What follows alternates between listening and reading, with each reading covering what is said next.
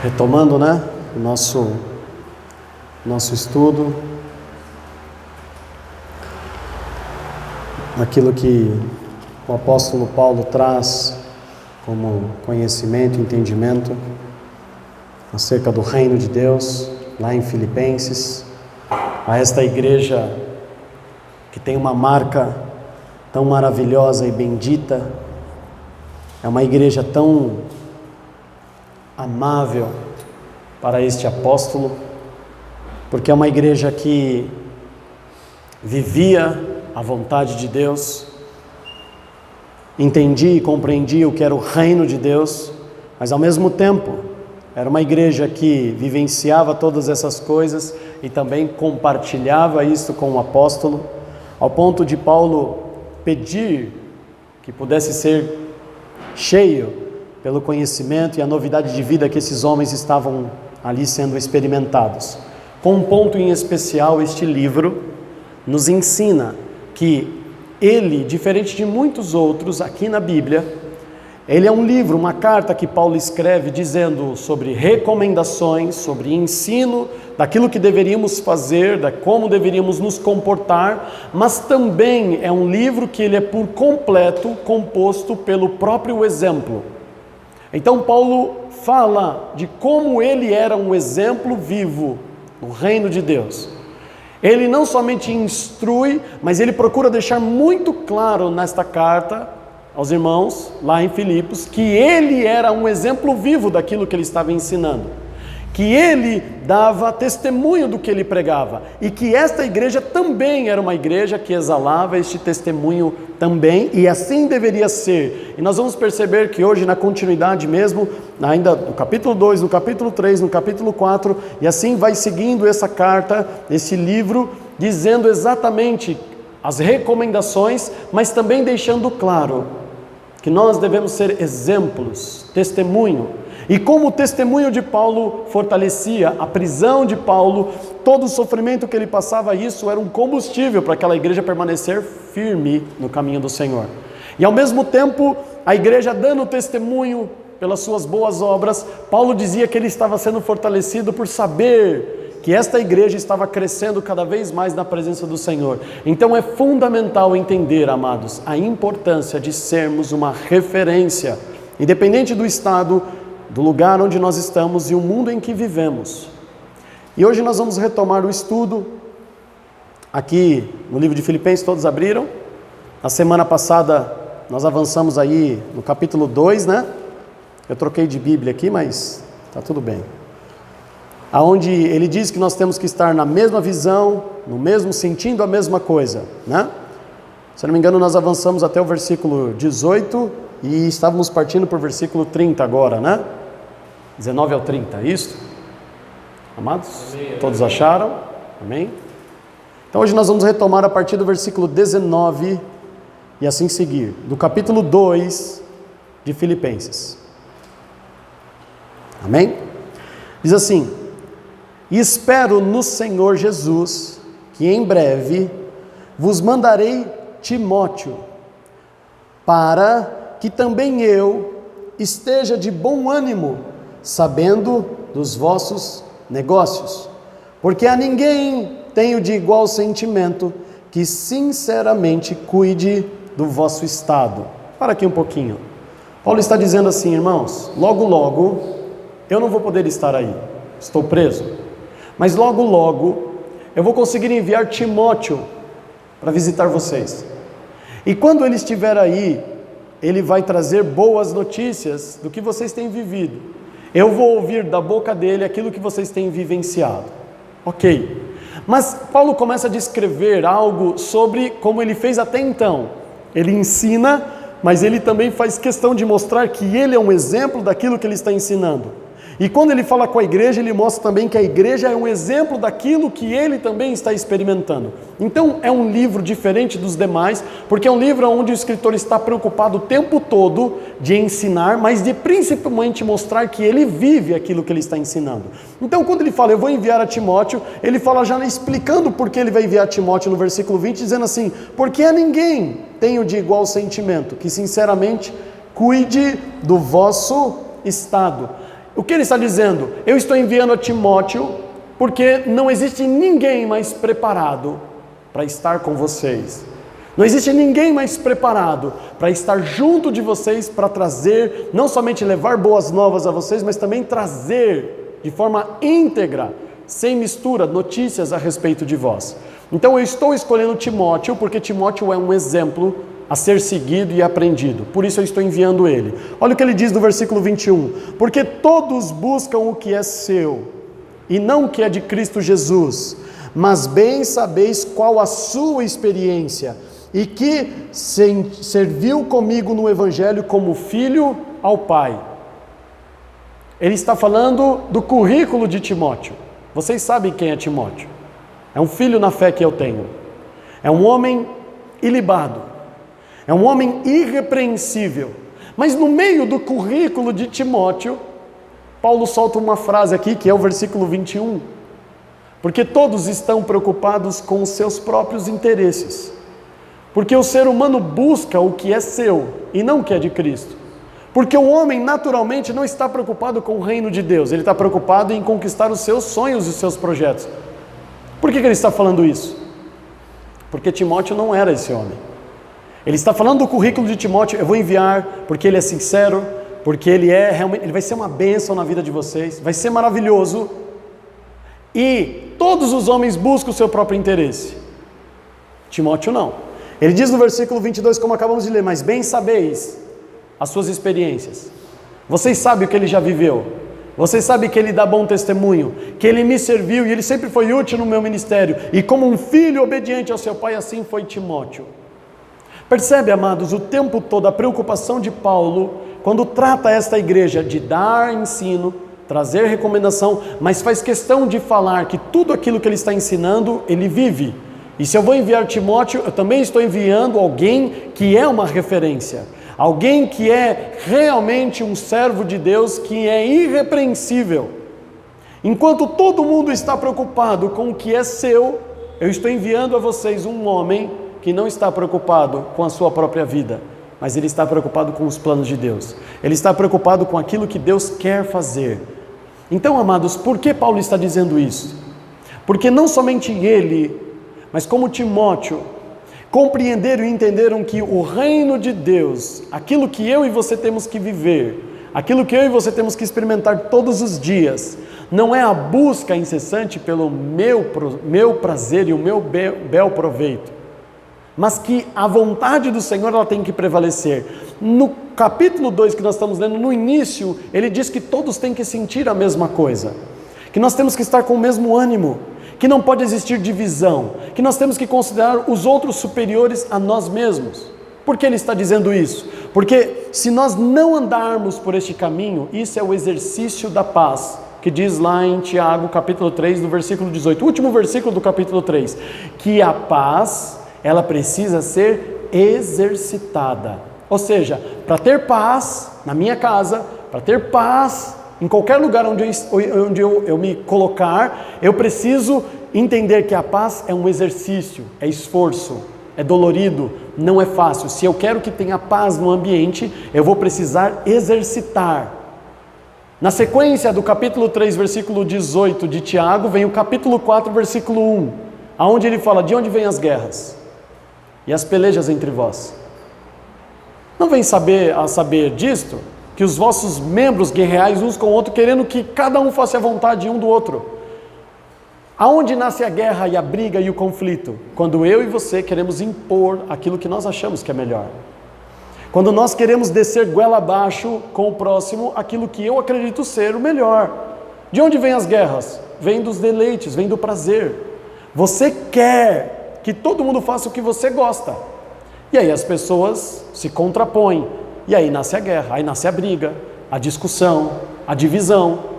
Então ele está na contramão disso. Sabe por que essa igreja é unida?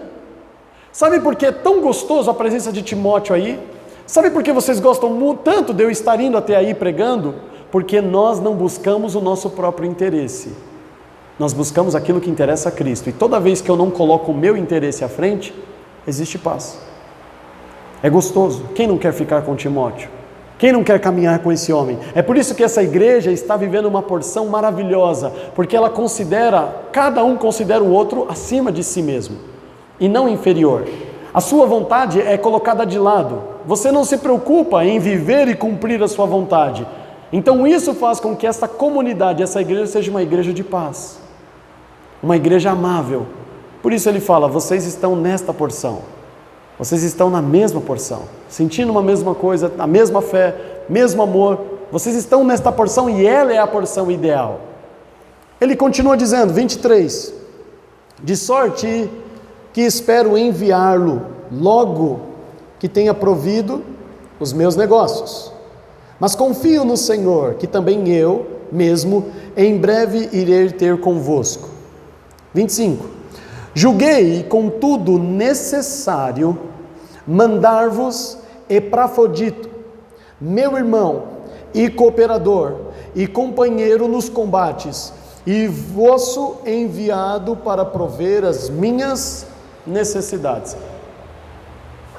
Agora Paulo começa a falar de uma outra pessoa, e não diferente de tudo que ele fez desde o primeiro versículo do primeiro capítulo desta carta, ele começa a descrever quem é esse homem, o testemunho dele. Um homem, como ele diz aqui, cooperador, trabalhador, companheiro nos combates, esteve comigo em muitas aflições, sempre esteve ali lutando. Eu enviei eles porque, eu estou enviando ele porque eu tenho algumas necessidades, que depois ele vai expor para vocês, e que eu preciso. Mas eu estou enviando um homem que dá bom testemunho daquilo que ele tem pregado e falado, ele vive. Amados, não chama a sua atenção. Paulo está sempre preocupado nesta carta em exclusivo. Você não vê essa preocupação de Paulo nas outras cartas. Mas nessa carta ele está sempre preocupado em falar do bom testemunho de quem vos fala e ensina. E se eu vou enviar a Timóteo, quem é Timóteo? Ele dá o currículo de Timóteo. Se eu vou enviar Epafrodito, quem ele é? Ele é esse homem. Quem está vos falando aqui é Paulo, e ele fala do bom testemunho dele. O tempo todo ele está preocupado em mostrar para esta igreja que quem está ensinando, falando e instruindo essa igreja são homens que têm dado bom testemunho, que têm currículo.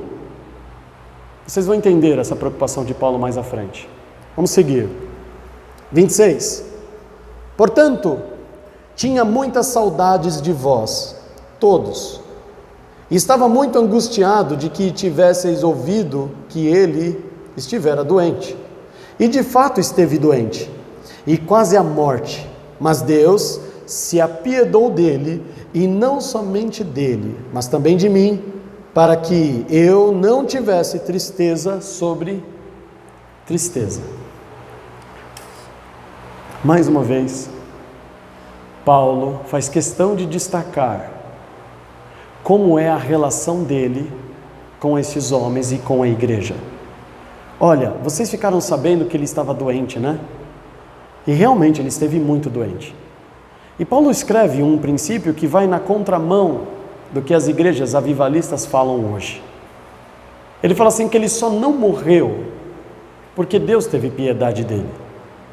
Não porque a igreja levantou um grande, forte clamor e uma oração. Aí o pastor fez uma oração forte e aí Deus curou. Ele fala que ele só não morreu, não porque a igreja não orou, com certeza, ele fala que vocês sabem que eles estavam doentes, e com certeza a igreja orou por ele, mas em nenhum momento Paulo procura colocar a cura desse homem associada ao esforço de oração da igreja.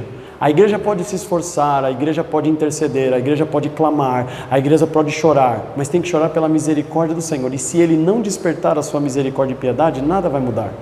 Por isso a nossa oração não é determinando o que Deus faz. A nossa oração é clamando pela piedade e misericórdia dele. E se ele se apiedar, como ele colocou aqui, foi piedoso e misericordioso, então aquele homem foi curado. Então a oração não pode ser determinista. A oração não pode ser Deus faça. Olha Jesus no Getsemane, e é Jesus. É Jesus. Afasta de mim esse cálice. Mas todavia, se o Senhor quiser ignorar o meu pedido, pode ignorar, seja feita a tua vontade. É o meu pedido, é a minha vontade, mas eu renuncio à minha vontade se não tem outra escolha. Não determina o que Deus tem que fazer. Você pede, Você clama por misericórdia, mas você não determina o que ele tem que fazer. Entende a diferença? Então ele fala o quê? Que esse homem, por misericórdia e piedade do Senhor, então ele não foi morto. E aí Paulo fala uma coisa interessante. Ele diz assim, que vocês iam ficar tristes, né? Se esse homem morresse. Porque vocês conhecem ele, vocês iam ficar chateados, abatidos, porque Epafrodito morreu. Nós oramos e nada aconteceu. Mas ele fala assim, eu ia chorar muito mais. Eu iria sofrer muito mais. Amados, percebe que Paulo o tempo todo nessa carta está preocupado em mostrar como deve ser a nossa relação entre nós, na igreja, não no culto. Como um homem de Deus é tão importante que, olha, vocês iam ficar tristes se ele morresse, mas eu ia ter uma tristeza dobrada. É meu amigo, é meu companheiro, andava comigo, estava nos combates, estava nas prisões, estava nos naufrágios, eles estavam comigo. Por que Paulo está tão preocupado em sempre dar o testemunho de quem são essas pessoas? E da intimidade que ele tem? Porque isso não é uma realidade nas igrejas. Os nossos melhores amigos não estão na igreja. As pessoas com quem a gente mais convive não estão na igreja. As pessoas com quem a gente mais se relaciona não compartilham muitas vezes da mesma fé. E talvez você possa pensar que isso não é um problema, mas é. Primeiro, amados, nós temos que estar cada vez mais próximos uns dos outros. Nós temos que estar cada vez mais envolvidos na mesma relação, no dia a dia, cada vez mais próximos. Isso é essencial para o corpo de Cristo. Uma igreja onde se relaciona só no domingo por 2 horas não é uma igreja.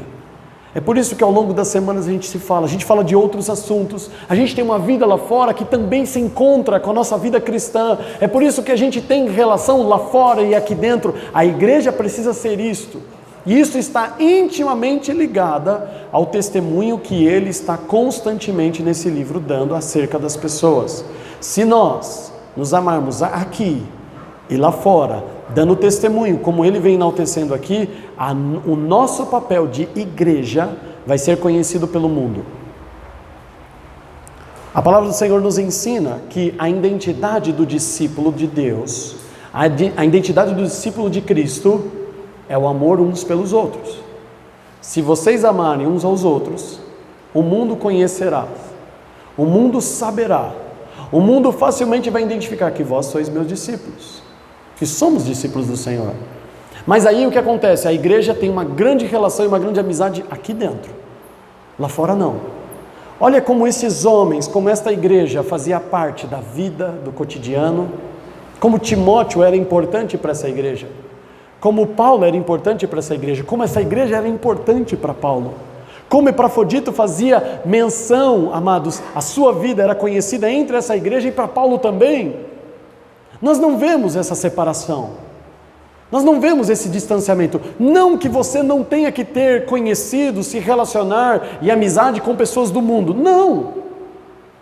Mas muitas vezes nós somos muito melhores com os nossos amigos e conhecidos do mundo, muito mais tolerantes, muito mais amáveis, muito mais cuidadosos, nos sacrificamos muito mais por eles do que pela própria igreja do Senhor.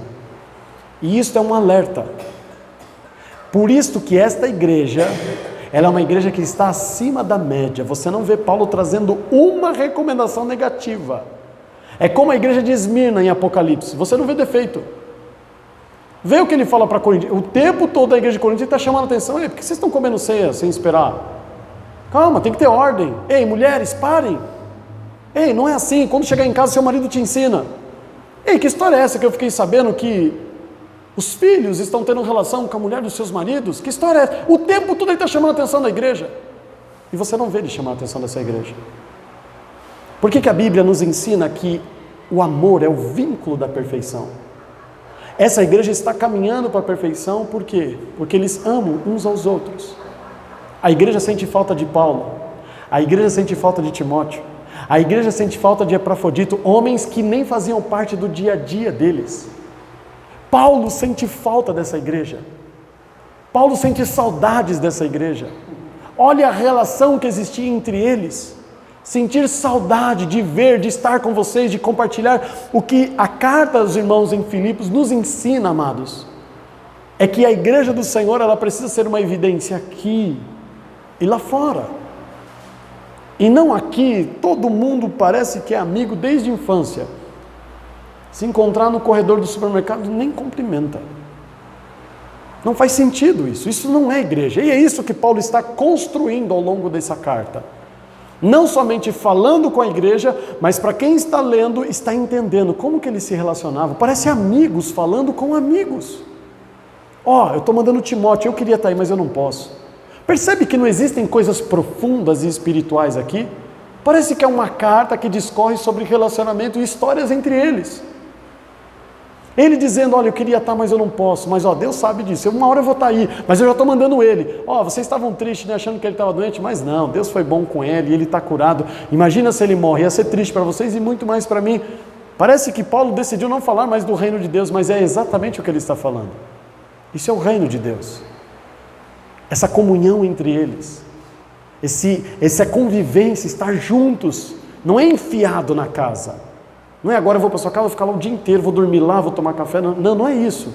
Mas é uma comunhão sincera e pura entre as lideranças, a igreja, irmãos que nem eram dessa congregação, com uma unidade fantástica.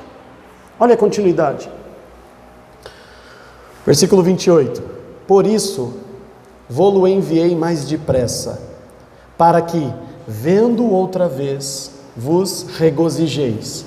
E eu tenho menos tristeza. Recebei-o, pois, no Senhor, com todo gozo, e tende-o em honra. Olha que interessante. Olha Paulo, a milhas e milhas de distância dessa igreja, preso. Então, se ele está preso, quem deveria estar preocupado com quem? A igreja deveria estar preocupado com Paulo. Aí Paulo fala assim, eu estava preocupado com vocês. Vocês ficaram sabendo que ele estava doente.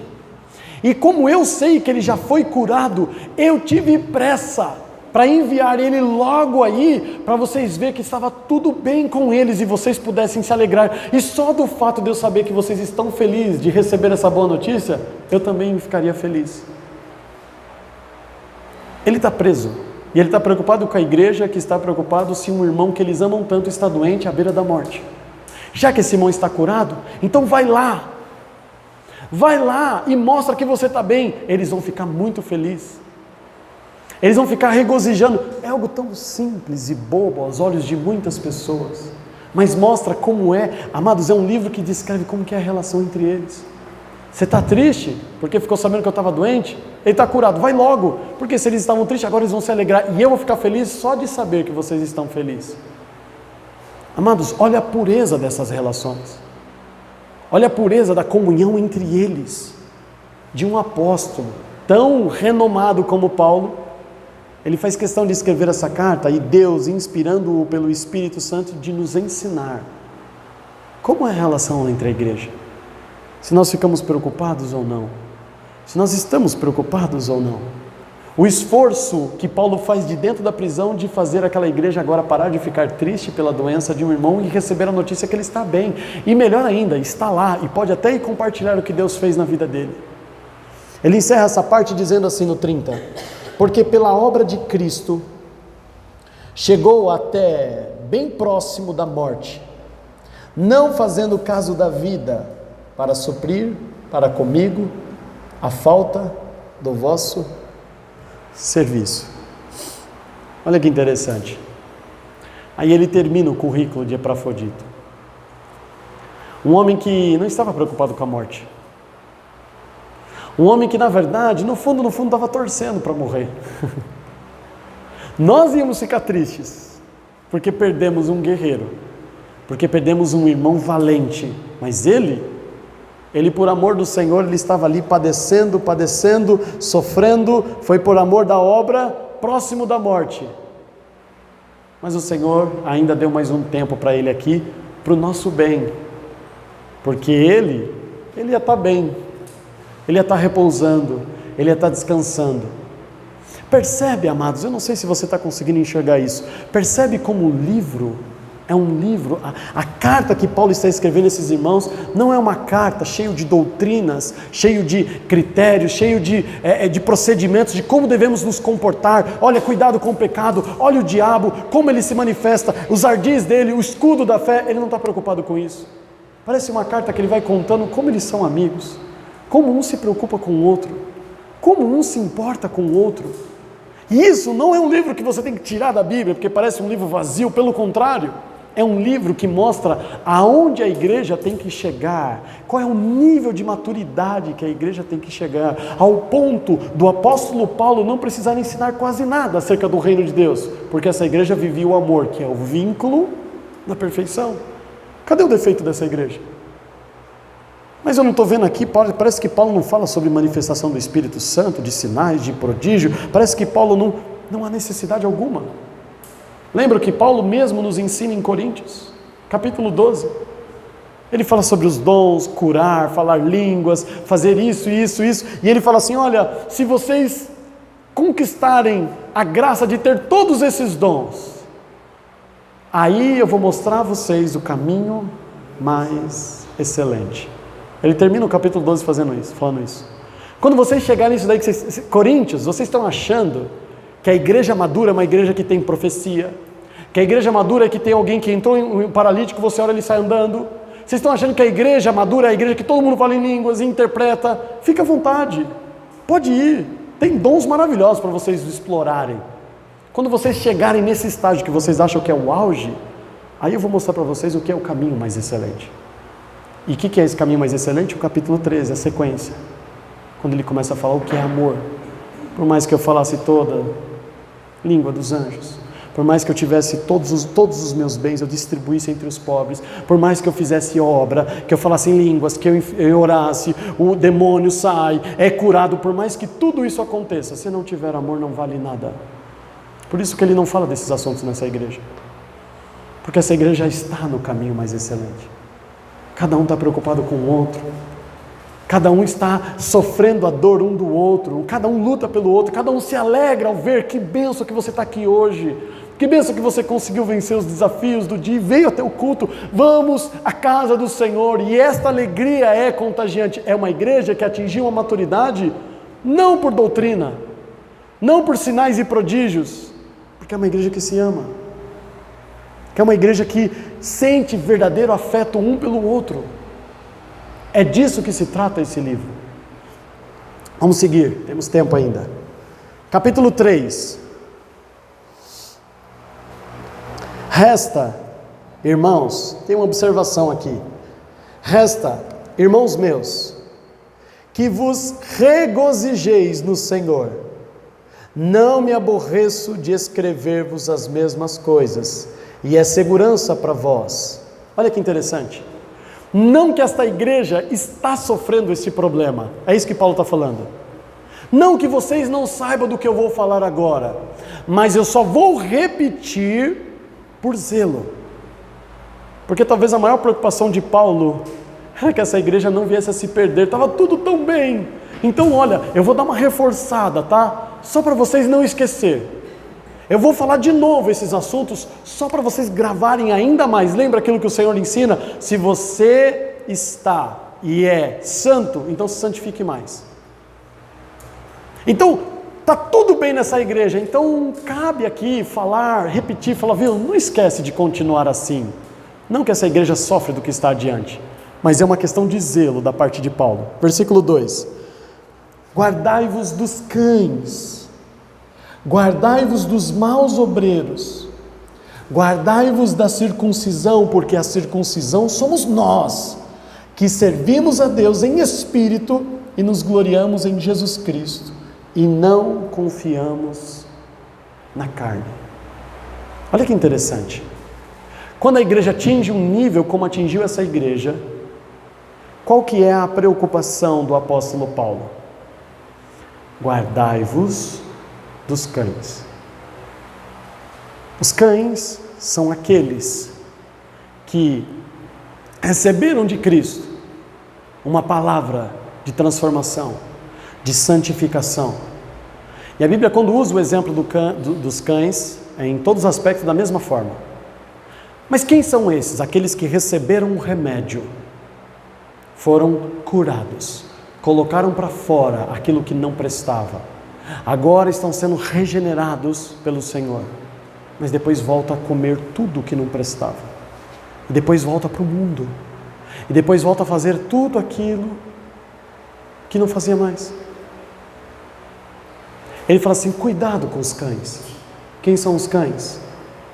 Aquele que foi alcançado pelo Senhor, entregou sua vida ao Senhor, se arrependeu, desceu as águas do batismo, aí passa um tempo, começa a voltar a fazer o que fazia antes, voltou a beber, de vez em quando fuma um cigarrinho, voltou ainda os velhos hábitos. Ele fala assim: olha, cuidado, foge desse tipo. Não é o ímpio, não. O cão não é o ímpio.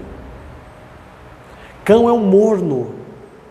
É aquele que pôs para fora o que não prestava, mas depois fala assim: mas bem que isso aqui não faz tão mal assim, né? Isso aqui não tem muito problema. De vez em quando, ali, socialmente. Esse é o cão. Ele não consegue deixar aquilo que foi a podridão por muitos anos dentro dele. Ele não consegue, ele pôs para fora, mas ele quer colocar de novo para dentro. Ele não consegue deixar. Ele não consegue viver uma vida plena no Senhor. Ele quer voltar ao despojador, ele quer voltar à lama. É como os porcos. Você lava, você dá banho, você põe um lacinho rosa nela, mas quando você soltar ela vai correr para a lama. Não adianta. É porco. Está enraizado nele. Ele quer voltar para a lama.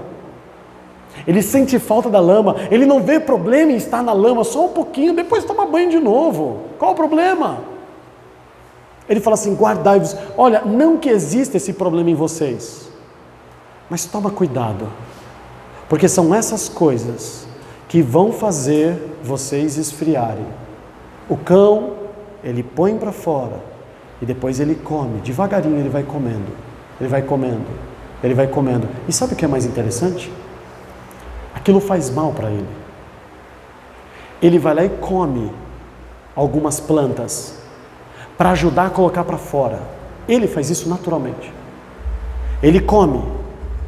Aquelas plantas ajudam ele a regurgitar aquilo, ele põe para fora. E aí depois, sabe o que ele faz? Ele vai lá e come. Só que você parou para perceber que depois que ele come, que é muito pior do que o primeiro estágio, ele vomitou, e agora ele põe de novo para dentro, e não faz mal. O que não presta, o pecado, a podridão, agora já se acomodou, já se adaptou ao pecado, e não faz mais mal. E ele continua com aquilo dentro dele e não fica mais passando mal. Ele já se acostumou ao pecado. E aquilo ali não influencia mais ele. Aquilo ali para ele, tá vendo aí, ó, não desceu o fogo do céu, não me matou aqui, então não tem problema. E não faz mais mal. Aquilo que o incomodava, que o Senhor fez ele, mostrou, ele pôs para fora, depois ele come e não faz mais mal. E porque não faz mal, ele acha que não tem problema. Está tudo certo. Guardai-vos dos cães, guardai-vos dos maus obreiros. Não é mal no sentido de maldade, é no sentido de fazer a obra de Deus de forma relaxada. Fazer a vontade, é ter uma vida com Deus meia boca, medíocre. Algumas coisas da Bíblia eu pratico, outras eu não concordo. Eu acho que não é bem isso, é a interpretação do pastor Diogo lá, do pastor Paulo, mas eu não enxergo dessa forma. É o que faz a obra de Deus de forma relaxada, concorda com partes da Bíblia. Tem um monte de igreja cristã que vive em princípios judaicos. E o Senhor disse: você quer viver a lei? Então vive toda. Por que não vai se circuncidar? Andar com o quipazinho você quer, mas circuncidar não. Fazer a Páscoa lá uma vez por ano você quer, mas circuncidar você não quer. Fazer o que é um casamento judaico, o que você tem que fazer pela tua mulher antes de se casar com ela, você não quer. Passar 3 anos, guardar o sábado, não poder sair de casa, não poder fazer nada, ficar na sinagoga orando o dia inteiro, você não quer. Quer viver só o que interessa, o que é bonitinho, o que é moda, o que é legal, o que é bacana, vender uma imagem de espiritualidade, uma parte você quer viver, a outra não. Está assim, de cristão assim, de doutrina judaica misturada ao cristianismo. Jesus deixou claro, Paulo deixou claro, ou é uma coisa ou é outra. Você vai ser julgado pela lei? ou pela graça imerecida do Senhor? Você que escolhe, não é um meio para cá, meio para lá. Ou uma coisa ou outra. E o que é um mau obreiro?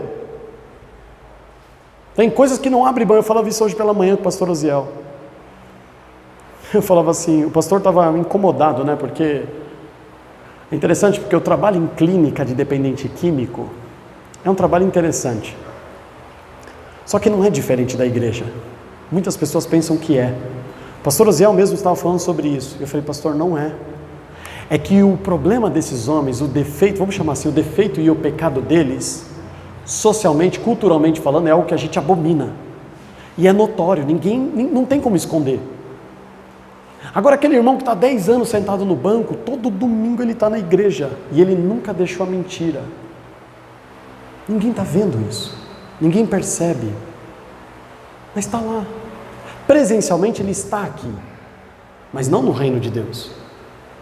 Então muitas vezes as pessoas ficam preocupadas, que entra a pessoa na clínica, sai, é porque o problema dele é notório, e ele é encurralado a resolver o problema dele.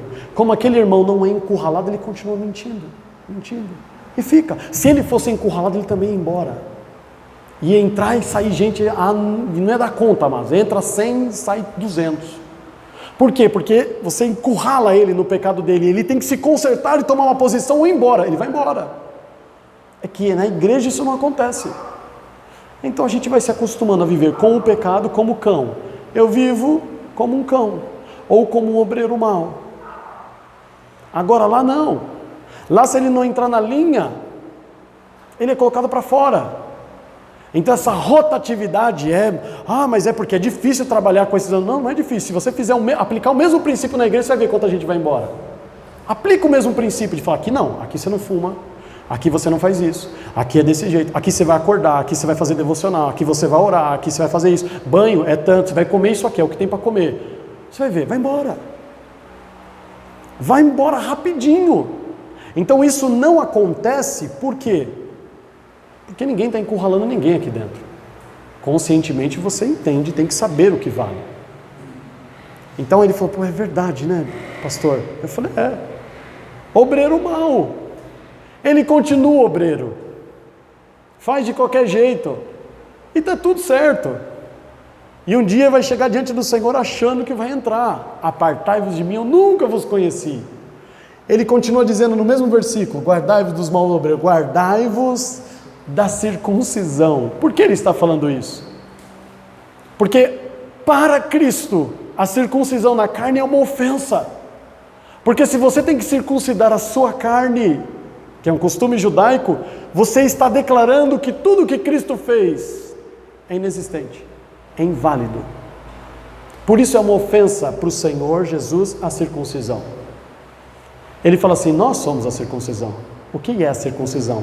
A circuncisão é uma marca, todos nós sabemos o que é. Vou preservar as crianças. Essa marca simboliza o quê? Que o membro que traz reprodução, continuidade, família, crescimento, posteridade, ele é o instrumento do Senhor para mostrar que a minha geração, a próxima geração, todos eles têm uma marca, são do Senhor, e Ele não abre mão disso. O significado da circuncisão é uma marca de Deus em nós, e agora nos nossos corações, que no mundo espiritual, eu bem sei quem é Paulo.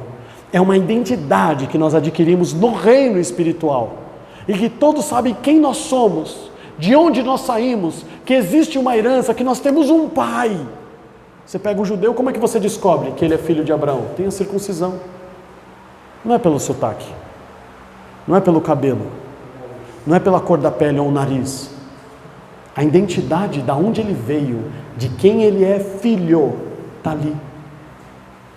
Hoje essa circuncisão está nos nossos corações, como Paulo também fala em outro momento. Então cuidado, por que ele está falando isso? Porque eles estavam querendo se circuncidar fisicamente? Não, cuidado, porque vocês podem cair no erro de querer ter uma identidade de cristão pelo exterior, pela roupa que você veste. Cuidado para você não cair no engano de achar que a sua identidade como cristão, ela está no exterior. Ela tem que estar no teu coração, junto de ti. nas suas atitudes, na sua maneira de pensar. Quando todo mundo é encurralado a enganar, você fala assim, não, nós temos um compromisso com a verdade, nós vamos falar a verdade. Essa tem que ser a nossa identidade. Então ele fala assim, cuidado para vocês não caírem nesses erros. Cuidado para vocês não voltar ao pecado e gostar do pecado e se acostumar com aquilo que fez tão mal a vocês. Cuidado para vocês não começarem a achar que ser um cristão é a aparência e não um comportamento. E não é a essência de vida. Ele fala assim, não perde, vocês estão indo tão bem, está tudo tão bom. Não perde essa essência. Não que seja necessário, mas eu vou lembrar vocês. Versículo 3. Desculpa, 3 já fomos, né? Versículo 4. Ainda que também podia confiar na carne, se algum outro cuida que pode confiar na carne, ainda mais eu, circuncidado ao 8º dia, da linhagem de Israel, da tribo de Benjamim, hebreu de hebreu, segundo a lei, fui fariseu, segundo o zelo, perseguidor da igreja, segundo a justiça que há na lei, irrepreensível. Até para, amados, presta atenção, até para aconselhar o que a igreja não poderia fazer, Paulo usa ele como exemplo e como testemunha. Sabe quem está falando para vocês não cair neste erro da circuncisão? Um homem que foi circuncidado, um homem que viveu a lei no mais profundo conhecimento e entendimento, um homem que era mestre no conhecimento da lei mosaica, um homem que pelo zelo desta lei perseguiu e matou pessoas, um homem que deu a sua vida para viver intensamente a lei. Quem está falando para vocês não entra nessa roubada de circuncisão é quem viveu isso aqui. Até para aconselhar ele usa ele como exemplo. Olha, se tem alguém aqui que poderia cair nesse erro, sou eu. E o Senhor abriu os meus olhos. Agora eu vou voltar a fazer tudo isso? Não faz sentido nenhum. Nascido hebreu, da tribo de Benjamim,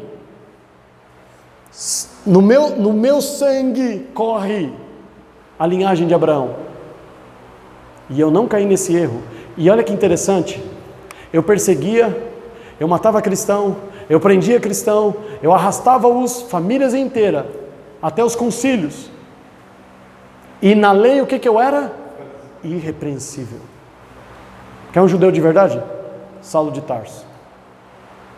Perfeito aos olhos do homem. É isso que ele fala, irrepreensível. Mas e aos olhos de Deus? Por que ele está falando isso?